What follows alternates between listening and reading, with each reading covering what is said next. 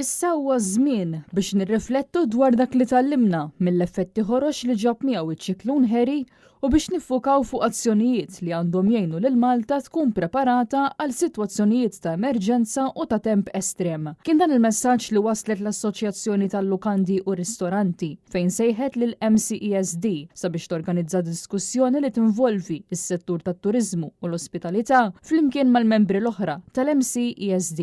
Appell li sar ftit jiem biss wara li ċ-ċiklun Harry ħalla ħerba sħiħa f'diversi żoni kostali u urbani madwar Malta u Għawdex.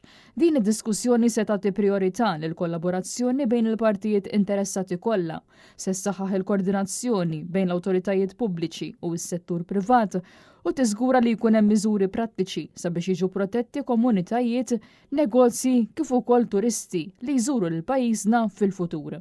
L-MHRA esprimit solidarjetà ma' dawk kollha li ġew affettwati mill-effetti ħorox tal-maltempata, b'mod partikolari l-lukandi u r-ristoranti li ġarbu ħsarat estensivi.